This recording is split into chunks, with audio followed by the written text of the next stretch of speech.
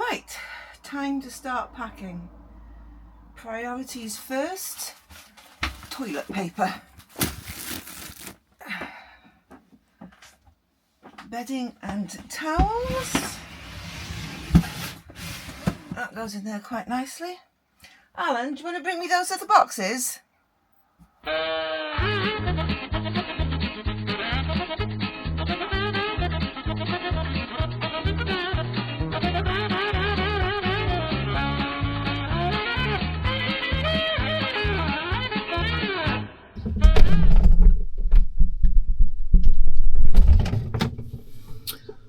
Okay, priorities again.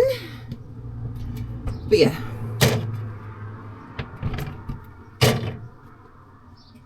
Mind you, I can't say anything. My wine's already underneath the seat.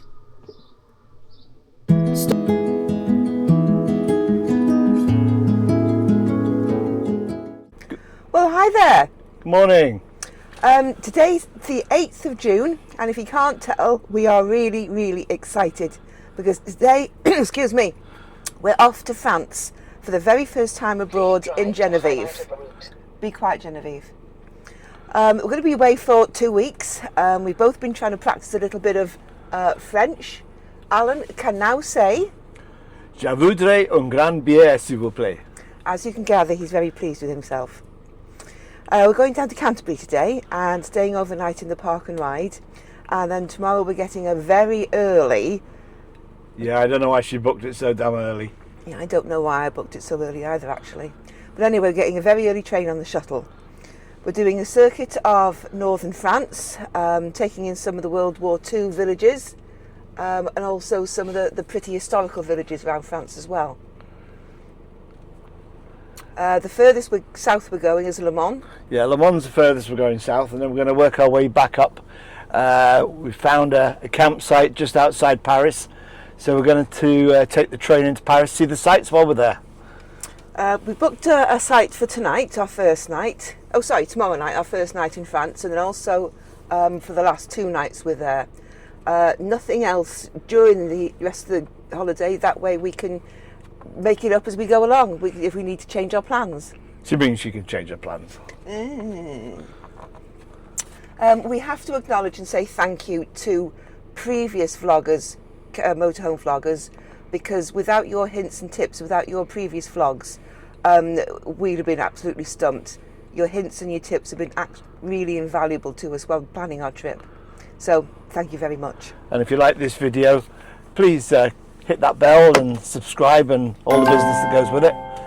Much appreciate it. We're just starting out and every little click helps. So that's it. Thanks very much. We're off to Canterbury now. But before we go, Alan wanted to introduce his new friend, Herbert. This is a picture of Herbert.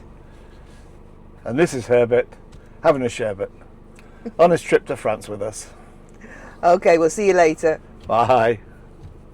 We stopped on the way out to the motorway to get some fuel, and I thought it would be the ideal time to practice taking footage of fuel pumps. One of the things that we wanted to keep a record on of this trip was how many miles we do and how much it costs in fuel in France. So I'd set the camera up on the passenger side window. I had a great view, even managed a little zoom in to make sure I could see the numbers speeding round in the petrol pump and the costs going up. When... I just lost my camera. That's not going to work. I'd set it up to watch the thing going. Did a lovely zoom in and everything, and then you open the door and I've lost it. It's pointed completely the wrong way. Yeah, I forgot about that. Need a door open filler. Built in 1991, so it says. Well, you can tell me exactly what it says because I've now got my eyes covered, and I'm not uncovering my eyes until you honestly promise and swear that we're over the top and off the other side. Why does it have to be so high? Because the ships there, they go under it. Ships wouldn't be that high, surely. Oh, it's tankers, isn't it? To make it high enough. Oh God, just the thought. Ferries as well. I'm telling people that are actually going to be watching this, the first time I'm going to see this is when I'm going to be editing it, because I'm certainly not looking at it now. You want to swivel it round? There's a ship going under the bridge at the moment. No, I don't care. I'm not looking. I'm not taking my eyes off my hands off my eyes. We're right on this top now. Thank you so much for that information. On the way down. Thank you for that information, Alan.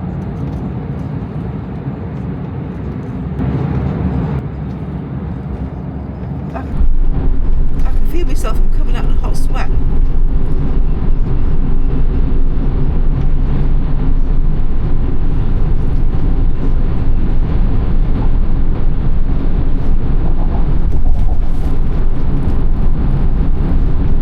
How much further? Oh, not too further. I mean, you wouldn't notice it now if you actually haven't tried. We're really at the bottom of the slope. Past the river and everything. Come on, open your eyes, you're alright. When you have a peek between your fingers. Right, I've looked now. I see there's loads of traffic.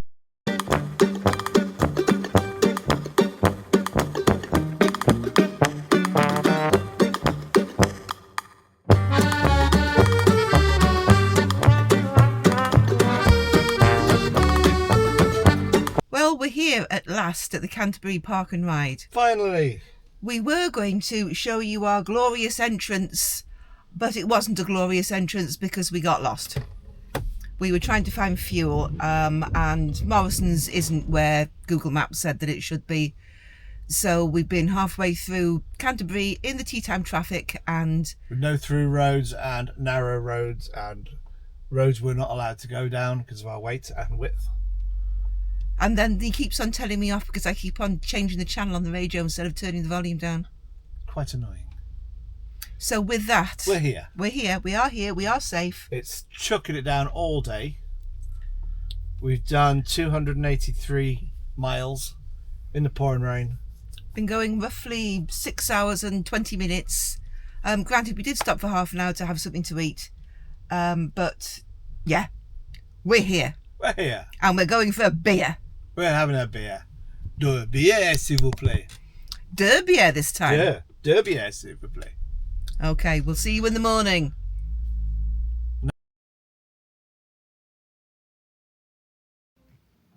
Well, hi there. Hello. It is now 17 minutes past 5 in the morning, and we are just getting ready for our very early morning train.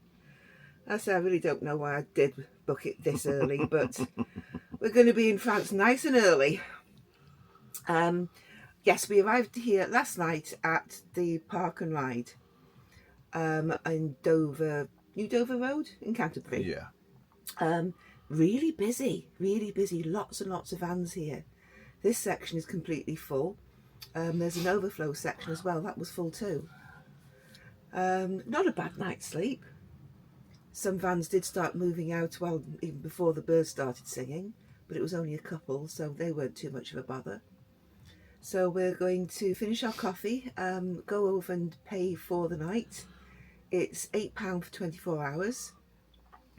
We are right by the service area, the bins, the water. There is fresh water, but can't say it was intrusive. We didn't hear lots of people coming backwards and forwards at any silly time. No. So I say we'll pack up, go and pay, and then we shall get on our way. We're going to stop to get some fuel, and probably the next time we see you, we shall be at the tunnel, at Le Shuttle, whatever they call it these days. So, see you later. Okay, bye.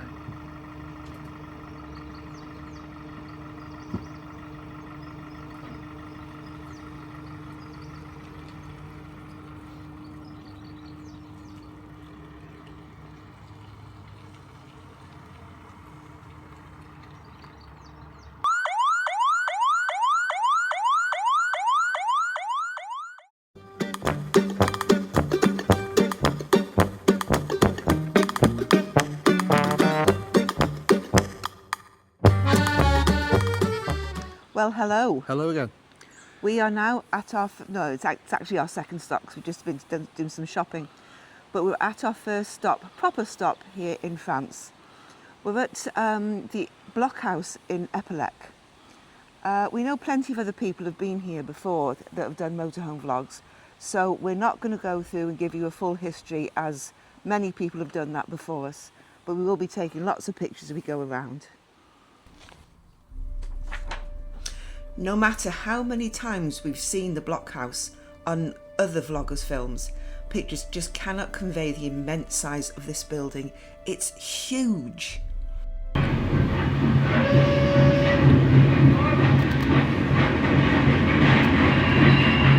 Yeah, well, I can sort of record the sound of this as well.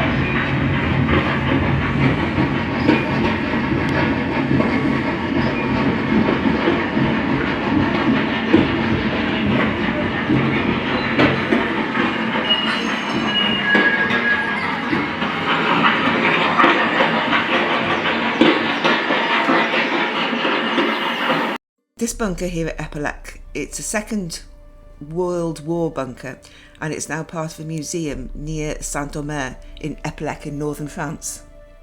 It was actually built by the Nazi Germany under the code name Kraftwerk Nordwest, which means power plant northwest, between March 43 and July 44, and was going to be a launching facility for the V-2 ballistic missile.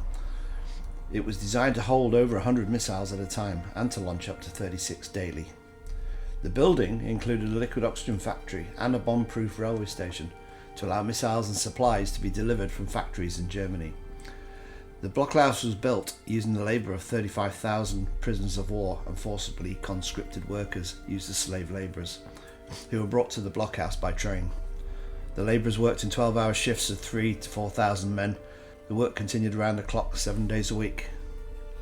The bunker was actually never completed because of the repeated bombing by the British and US Air Force as part of Operation Crossbow against the German V weapons programme. The attacks caused substantial damage and left the bunker absolutely unusable for its original purpose. So part of the bunker was then completed for use as a liquid oxygen factory. It was captured by the Allied forces at the start of September 44, though its true purpose wasn't discovered by the Allies until after the war. Oh, by the way, when you go into reception to get your tickets, have a look for the dog. He loves bananas. He's really so cute. It was a hot day, and at this point the need to have a beer hit us like a ton of bricks.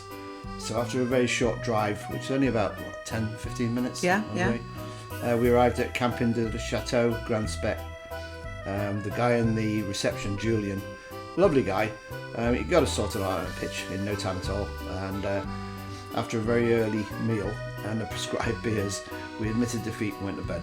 Well, thanks for watching our very first vlog in France, and we'll see you next time.